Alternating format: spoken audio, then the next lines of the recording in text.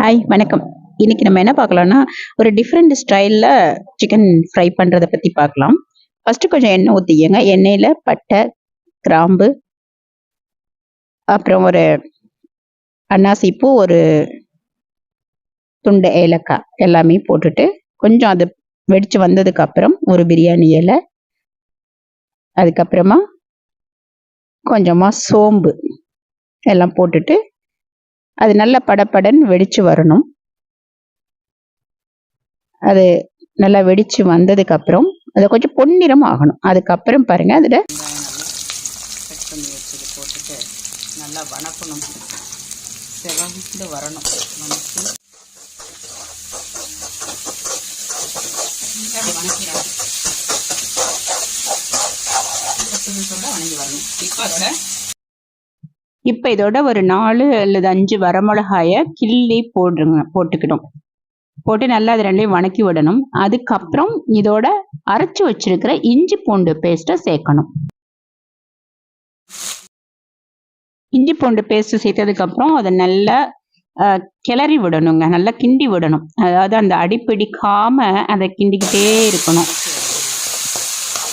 ஏன்னா இந்த வெங்காயம்லாம் போட்டதுக்கப்புறம் இஞ்சி பூண்டு பேஸ்ட் போட்டிங்கனாக்க சட்டியில் பிடிக்காது, ஒட்டாது. அதுக்கு முன்னாடியே போட்டோம்னாக்கா சட்டியில் ஒட்டிக்கும் இஞ்சி பூண்டு பேஸ்ட்டு. வெங்காயம் போட்டதுக்கப்புறம் போட்டோன்னா அது ஒட்டாது. அதோட கொஞ்சம் ஒரே ஒரு தேங்காய் பல் பொடி பொடியாக நறுக்கி போடணும். அதுக்கு கட் பண்ணி வச்சுருக்கிறேன் பாருங்கள், இவ்வளோதான். இதை வந்து அப்புறமேட்டே போட்டுக்கலாம். இப்போ ஒரு 3 தக்காளி நறுக்கிக்கங்க. ஒரு 3 தக்காளி இதோட போடணும். 3 தக்காளி நறுக்கி இதோட போட்டு நல்லா வணக்கி விடணுங்க. நல்லா அந்த எண்ணெயிலேயே அந்த தக்காளி வெந்து வரணும். பிடிச்சி வச்சுருக்குங்களா, அப்படி போட்டுமே பாருங்க, அது எல்லாம் கைவிடாமல் கிளறிக்கிட்டே இருக்கணும். இஞ்சி பூண்டு பேஸ்ட்டு போட்டோம்னாக்க கைவிடாமல் கிளறிக்கிட்டே இருக்கணும், இல்லைன்னா பிடிச்சிக்கும். வெங்காயம் போட்டுட்டு போட்டாலும் பிடிச்சிக்குது, போடாமல் போட்டாலும். இஞ்சி பூண்டு பேஸ்ட் போட்டதுக்கு அப்புறமே அந்த நறுக்கி வச்ச தக்காளியை அதோட சேர்த்துக்கணும். பிடிக்காது. இப்போ கொஞ்சம் உப்பு லைட்டாக தூக்கிக்கணும். லைட்டாக உப்பு போட்டு வணக்கி விட்டோம்னா இன்னும் நல்லா வணங்கிடும் சீக்கிரம். கருவேப்பில்லை, நல்லா பச்சை கருவேப்பில்லை.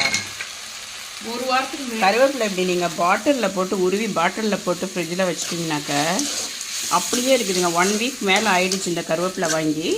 அப்படியே ஃப்ரெஷ்ஷாக இருக்குது பாருங்கள். உருவிட்டு பாட்டில், இது கண்ணாடி பாட்டில், பிளாஸ்டிக் கிடையாது, இது கண்ணாடி பாட்டில். இதில் மூடி வச்சோம். அப்படியே 1 வீக் மேலே ஆகிட்டுருக்கு. 7 நாளைக்கு மேலே ஆயிடுச்சு. அந்த பச்சை கூட அப்படியே மாறாமல் இருக்குதுங்க. நீங்களும் உங்கள் வீட்டில் இந்த மாதிரி ட்ரை பண்ணி பாருங்கள். இப்போ கொஞ்சம் புதினா பாருங்கள். அந்த புதினா கூட அதே மாதிரி தான், எல்லாம் க்ளீன் பண்ணிவிட்டு டப்பாவில் போட்டு மூடி வச்சதுனால, இந்த பிளாஸ்டிக்கில் கிளாஸ் பாட்டிலில் போட்டு மூடி வச்சதுனால அப்படியே இருக்குது பாருங்கள். அந்த பச்சை மாறாமல் கெட்டு போகாமல். நம்ம வேறு எப்படி வச்சாலும் அந்த இதாகிடுது. அந்த இலை புதினாலாம் வந்து ரொம்ப சீக்கிரம் அழுகி போயிடுதுங்க. இந்த இருக்குது கொஞ்சம் கூட, அது அந்த இலைங்கெல்லாம் ஒன்று கூட கருப்பாகலை. கொத்தமல்லி கூட பாருங்கள், அதுவும் பாட்டிலில் போட்டு வச்சது தான். இது எல்லாமே ஒரே ஒரு நாளில் வாங்கினதான். ஆனால் இது கொஞ்சம் ஒரு இதாக ஆகிடுச்சு. ஆக்சுவலாக இது வந்து நான் ஒரு மிஸ்டேக் பண்ணிட்டேன். என்னென்னா கொஞ்சம் ஈரத்தோடு வச்சுட்டேன்.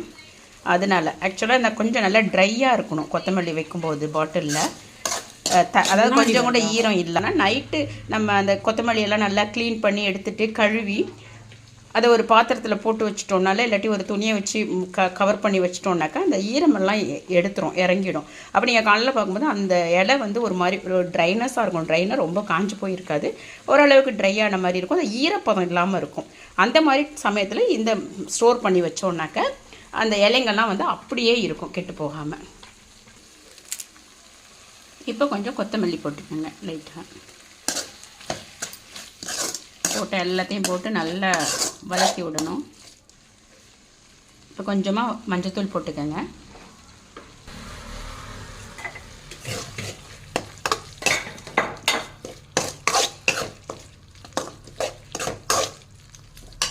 அந்த தக்காளியில் நல்லா வணங்கி வந்ததுக்கப்புறம் இதுக்கப்புறம் அந்த கழுவி வச்சிருக்கிற சிக்கன் எடுத்து இதோட சேர்த்துக்கணும். பாருங்க, சிக்கன் வந்து எடுத்து போட்டிருக்கு. அதுக்கு சிக்கன் வந்து நாங்கள் ரொம்ப பொடியாக நறுக்கிருக்குது பாருங்கள். இது ஏன்னா இந்த வேறு ஒரு டிஃப்ரெண்ட் ஸ்டைல் சிக்கன் ஃப்ரை பண்ணுறதுனால ரொம்ப சின்ன பீஸாக கட் பண்ணி வாங்கிட்டு வந்திருக்கேன். பாருங்கள் எவ்வளோ சின்ன பீஸுன்னு பார்த்துக்கோங்க. இந்த பீஸ் வந்து இவ்வளோ, இதுதான் பீஸ் பாருங்கள். இவ்வளோ சின்னதாக பீஸ் பண்ணியிருக்கு, பொடியாக நறுக்கி இருக்குது.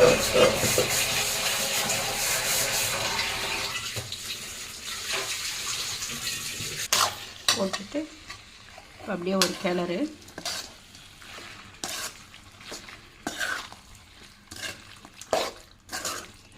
உங்களுக்கு மிளகாத்தூள் வேணும், நல்லா காரமாக வேணும் அப்படின்னா இதுக்கு மேலே நீங்கள் மிளகாத்தூள் ஆட் பண்ணிக்கலாம்.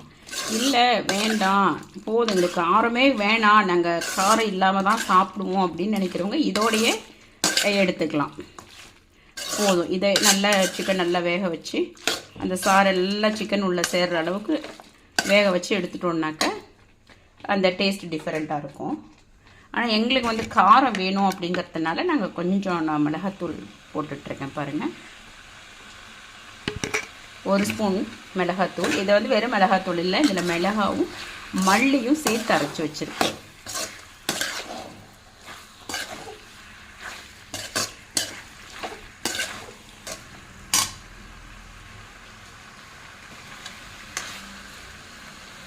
அப்படியே கொஞ்சம் நேரம் தட்டை போட்டு மூடி வச்சுருங்க.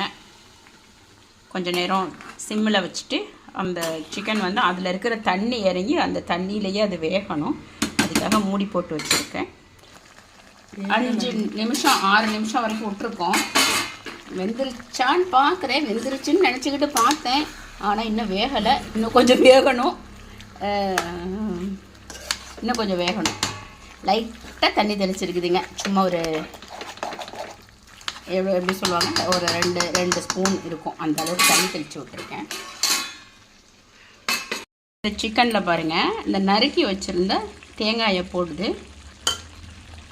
இந்த தேங்காய் வந்து இந்த சிக்கனோட அந்த தண்ணியில் வேகும்போது அந்த தேங்காயை மட்டும் நீங்கள் தனியாக சாப்பிட்டீங்கன்னாக்க அது நல்ல டேஸ்ட் இருக்குங்க. சிக்கனோடையும் சேர்த்து சாப்பிட்லாம். அது பிடிக்காதவங்க கூட அந்த தேங்காயை தனியாக எடுத்து சாப்பிட்டு பாருங்களேன். அந்த தேங்காயில் வந்து அந்த சிக்கனோட தண்ணியெல்லாம் சேர்ந்து அது வெந்து அது இந்த டேஸ்ட், அது ஒரு டிஃப்ரெண்ட் டேஸ்ட்டாக இருக்கும் தேங்காய். அவ்வளவுதாங்க, தேங்காயும் வெந்துருச்சு, சிக்கனும் வெந்துடுச்சு. இப்போ அதை சாப்பிட்டு பாருங்கள், என்ன டேஸ்ட் எப்படி இருக்குங்கிறத சொல்லுங்கள். பாய்.